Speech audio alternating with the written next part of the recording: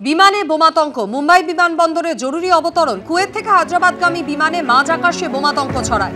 আইসোলেশনে রেখে পুরো বিমানটি খুঁটিয়ে পরীক্ষা করা হয়। বিমানে বোমা রাখার হুমকি ইমেল হায়দ্রাবাদ বিমানবন্দরে। হুমকি ইমেল আসার পরই জরুরি অবতরণ বিমানে। মতুয়া সমাজের মন পেতে মরিয়া সব রাজনৈতিক দলই। এরই মধ্যে তৃণমূল সাংসদ মমতা ঠাকুরের অনুগামী মতুয়াদের সঙ্গে এসআইআর মিছিলে পা মেলালেন অধীর চৌধুরী। জানিয়ে কটাক্ষ করতে ছাড়েননি শুভেন্দু অধিকারী।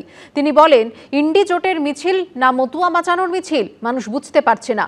যদিও মমতা ঠাকুরের বক্তব্য, এটা রাজনৈতিক মিছিল নয়, যে এসেছে তাঁর ব্যক্তিগত ব্যাপার।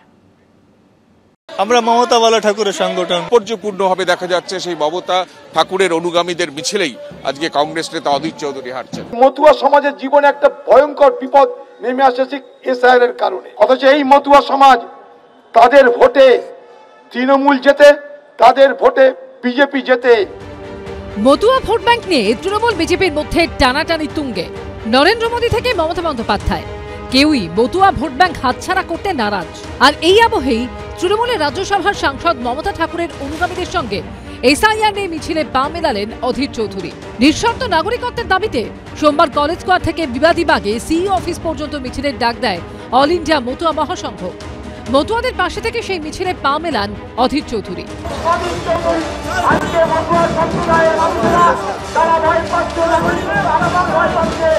মতুয়াদের ভোট নিলেও এসআইআর এর সময় তাদের পাশে না থাকার অভিযোগ করে একসঙ্গে আক্রমণ করেন তৃণমূল বিজেপিকে। আমাদের নিঃস্বার্থ আছে, আমাদের ভোটের অধিকার দিতে হবে। আমরা মমতা বালা ঠাকুরের সংগঠন। একদিকে মতুয়া সমাজ, কখনো তারা বিজেপি, কখনো টিএমসি, তাদেরকে এক রকমের কথা বলে। টিএমসি বলে আমি রক্ষা করব, বিজেপি বলে আমি দেখব, কিন্তু তাদের সঙ্গে বিপদে কেউ নেই। সম্প্রতি মতুয়াদের একটি প্রতিনিধি দলের সঙ্গে রাহুল গান্ধীর সাক্ষাৎকারের ব্যবস্থা করে দিয়েছিলেন অধীর চৌধুরী। এদিন তিনি মতুয়াদের সঙ্গে নিয়ে পৌঁছলেন রাজ্যের মুখ্য নির্বাচনী আধিকারিকের অফিসে। আমরা কেউকে ডাকিনি এই ব্যাপারে, কে থাকবে না থাকবে সেটা আমি জানিও না। আমি দিল্লিতে, এখানে কোনো রাজনীতি লোকরে নিয়ে আমরা হাঁটবো না। কে কিভাবে দাঁড়াবে না দাঁড়াবে তার পুরো ব্যক্তিগত তাদেরই। নরেন্দ্র মোদী যে আছেন বলে মমতার পুলিশ মতুয়াদেরকে অ্যারেস্ট করতে পারছে না। অধীর চৌধুরী তিনি এই রাজ্যের প্রতিষ্ঠিত নেতা, এতবারের সাংসদ। তিনি যেমন কেন্দ্রের বিরুদ্ধেও বলবেন, সাথে সাথে আশা করি রাজ্যের বিরুদ্ধেও বলবেন। এটা ইন্ডি জোটের মিছিল না মতুয়া বাঁচানোর মিছিল, এইটা আগে ক্ল্যারিফাই করলে তাহলে লোকের বুঝতে সুবিধা হবে। বাংলার ভোট মানচিত্রে মতুয়া সম্প্রদায় সবসময় একটা বড় ফ্যাক্টর, যাদের সিংহভাগই বাংলাদেশ থেকে আগত। তাদের ভোটের দিকে পাখির চোখ তৃণমূল বিজেপির। এসআইআর নিয়ে এই তুমুল হট্টগোলের পর মতুয়ারা কোন দিকে যাবে, এই নিয়ে যখন অঙ্ক কষছে তৃণমূল বিজেপি, তখনই তাদের দাবি দাওয়া নিয়ে তাদের সঙ্গে রাস্তায় নামলেন অধীর চৌধুরী। কিন্তু তার ফলে কি মতুয়ারা আদৌ কংগ্রেসমুখী হবে? কৃষ্ণেন্দু অধিকারী ও রুমা পালের রিপোর্ট, এবিপি আনন্দ। বাংলাদেশে তকমা দিয়ে 5 মাস আগে পুশব্যাক করেছিল দিল্লি পুলিশ।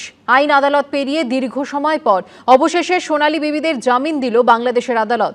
চাঁপাইনবাবগঞ্জ মুখ্য বিচার বিভাগীয় আদালতে জামিন পেলেন সোনালী বিবি সহ 6 জন।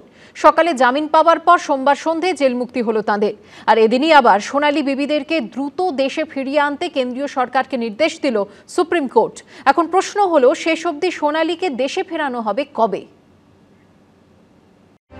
বাংলাদেশি বলে দাগিয়ে দিয়ে ঠেলে পাঠিয়ে দেওয়া হয়েছিল কাঁটাতারের ওপারে। এরপর বাংলাদেশের জেলে পশ্চিমবঙ্গের মেয়েকে কার্যত পচতে হয়েছে মাসের পর মাস। অবশেষে বাংলাদেশে পুশব্যাকের 5 মাস পর অন্তঃসত্ত্বা সোনালী বিবিকে জামিন দিল বাংলাদেশের আদালত। জেলের বাইরে বেরোলেন তিনি। চাঁপাইনবাবগঞ্জের মুখ্য বিচার বিভাগীয় আদালতে জামিন পেলেন সোনালী বিবি সহ 6 জন, যাদের মধ্যে রয়েছে সোনালী বিবির 8 বছরের ছেলেও। বহুত খুশি আছি আমি, আনন্দ হচ্ছে। বহুত দিন পর 8-9 মাস পর দেখতে পাবো, এতে খুব খুশি আছি আমরা। বাংলাদেশের আদালত যেদিন সোনালী বিবিদের জামিন দিল, সেদিন আরও একবার সোনালী বিবিদের দেশে ফিরিয়ে আনতে কেন্দ্রীয় সরকারকে নির্দেশ দিল সুপ্রিম কোর্ট। প্রধান বিচারপতি সূর্যকান্ত ও বিচারপতি জয়মাল্য বাগচির বেঞ্চে সোমবার এই মামলার শুনানি ছিল। শুনানিতে সোনালী বিবির বাবা বলেন, সোনালী অন্তঃসত্ত্বা, সীমান্ত থেকে 40 কিলোমিটার দূরে নবাবগঞ্জে রয়েছে সোনালী। মানবিক কারণে মালদা জেলার মহানন্দা সীমান্তে তাকে নিয়ে আসা হোক। আমার মেয়ে ভারতীয়। সোনালীর 8 বছরের ছেলেকেও সোনালীর সঙ্গে সীমান্তে নিয়ে আসা হোক। এদিন সুপ্রিম কোর্ট নির্দেশ দেয়, মানবিক কারণে সোনালী বিবিকে যেন ফিরিয়ে আনা হয়। ডবল ইঞ্জিন সরকার, নরেন্দ্র মোদীর পোষা কিছু গুন্ডা, তারা হঠাৎ মিলে একটা ভারতীয়কে অন্য দেশে পাঠিয়ে দিল। এত বড় অপমান ভারতীয়দের। নরেন্দ্র মোদীর 56 ইঞ্চি ছাতি, আর ভারতীয় তাদের পাঠিয়ে দিচ্ছে। ক্যালকাটা হাইকোর্ট আগেই বলেছে এই নিয়ে অত্যন্ত অন্যায় কাজ হয়েছে এবং যারা এই কাজে দোষী তাদের শাস্তি হওয়া প্রয়োজন। সে তো হাইকোর্ট যে নির্দেশ দিয়েছে তা অবশ্যই কেন্দ্রীয় সরকার বিবেচনা করবে, পালন করার চেষ্টা করবে, এতে কোনো সন্দেহ নেই। স্বামী ও 8 বছরের ছেলেকে নিয়ে দিল্লির রোহিণীর 26 নম্বর সেক্টরে থাকতেন সোনালী বিবি। অভিযোগ, 17 জুন তাদের গ্রেফতার করে দিল্লি পুলিশ। এরপর 26 তারিখ অন্তঃসত্ত্বা সোনালী বিবি সহ 3 জনকে বাংলাদেশে পুশব্যাক করা হয়। একইভাবে বীরভূমেরই মুরারইয়ের বাসিন্দা সুইটি বিবি ও তার 2 নাবালক ছেলেকেও গ্রেফতার করে বাংলাদেশে পাঠিয়ে দেয় দিল্লি পুলিশ। এ নিয়ে কলকাতা হাইকোর্টে জল গড়ালে বিচারপতি তপব্রত চক্রবর্তী এবং বিচারপতি ঋতব্রত কুমার মিত্র ডিভিশন বেঞ্চ নির্দেশ দেয় 4 সপ্তাহের মধ্যে সোনালী বিবি সহ 6 জনকে ফিরিয়ে আনতে হবে এবং তা করতে হবে কেন্দ্রীয় সরকারকেই। কিন্তু তারপরেও সোনালী বিবিকে ভারতে ফিরিয়ে আনা হয়নি। 1 সপ্তাহ আগে সুপ্রিম কোর্টের প্রধান বিচারপতি সূর্যকান্ত মন্তব্য করেন, আগে দেশে ফেরানো হোক, তারপর সব দেখে সিদ্ধান্ত নেব। বাংলাদেশের আদালত জামিন দেওয়ার পর সোমবার সন্ধ্যায় জেল থেকে ছাড়া পান সোনালী বিবি সহ 6 জন, কিন্তু এখনও তিনি বাংলাদেশে।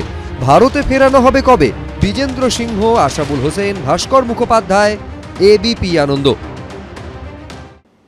এবার ব্লু লাইনে নতুন প্রযুক্তি আনতে চলেছে মেট্রো রেল। বিল্ডিং ম্যানেজমেন্ট সিস্টেমকে ভর করে আপগ্রেড করা হবে ব্লু লাইনের পরিকাঠামো। ক্লাস্টার তৈরি করে কেন্দ্রীয়ভাবে মনিটরিং এর কাজ করবে মেট্রো রেল। পুরনো প্রযুক্তি, মান্ধাতা আমলের পরিকাঠামো, ব্লু লাইনে ঝঞ্ঝাটহীন যাত্রী পরিষেবা দিতে গিয়ে হিমশিম খাচ্ছে মেট্রো রেল কর্তৃপক্ষ। এবার ব্লু লাইনে খোল নলচে পাল্টে ফেলার উদ্যোগ নিল মেট্রো রেল। এর জন্য ব্যবহার করা হবে বিল্ডিং ম্যানেজমেন্ট সিস্টেম বা বিএমএস। ব্লু লাইনের সব স্টেশনকে এর আওতায় আনা হবে। খতিয়ে দেখা হবে এসি কন্ট্রোল, টানেল ভেন্টিলেশন সহ সব রকমের সেন্ট্রালাইজড সিস্টেম। ব্লু লাইনের প্রতি 5টি স্টেশনকে নিয়ে তৈরি হচ্ছে একটি ক্লাস্টার এবং এই ক্লাস্টার থেকেই কিন্তু নিয়ন্ত্রিত হবে যাত্রী পরিষেবার যে কোনো খুঁটিনাটি, আর সেই ক্লাস্টারগুলো নিয়ন্ত্রণ থাকবে মেট্রো ভবনের হাতে। বিল্ডিং ম্যানেজমেন্ট সিস্টেম চালু হলে স্টেশনগুলিতে সেন্ট্রালাইজড সিস্টেম স্বয়ংক্রিয়ভাবে নিয়ন্ত্রিত হবে। টানেলের ভিতরে হঠাৎ তাপমাত্রা বৃদ্ধি পেলে সেই সিগন্যাল পৌঁছে যাবে ক্লাস্টারে। এরই পাশাপাশি সিগন্যালিং ব্যবস্থাতেও আমূল পরিবর্তন করা হবে। এই মুহূর্তে সর্বনিম্ন 6 মিনিটের ব্যবধানে চলে মেট্রো। সিগন্যালিং ব্যবস্থা উন্নত হলে এই ব্যবধান 90 সেকেন্ডে নামিয়ে আনা সম্ভব হবে। কিন্তু সেক্ষেত্রেও প্রয়োজন অত্যন্ত উন্নত পরিকাঠামোর, যা এই মুহূর্তে ব্লু লাইনে প্রায় নেই। এদিকে এই মুহূর্তে 3 থেকে 4টি মেট্রো স্টেশন পিছু একটি করে বিদ্যুতের সাবস্টেশন রয়েছে। এবার স্টেশন পিছু সাবস্টেশন তৈরি করার পরিকল্পনা রয়েছে মেট্রোর। এসবের জন্য আলাদা আলাদা করে টেন্ডার ডাকা শুরু করেছে metro rail. Aritrik Bhattacharya report, ABP Ananda. ABP Ananda, এগিয়ে থাকে, এগিয়ে রাখে।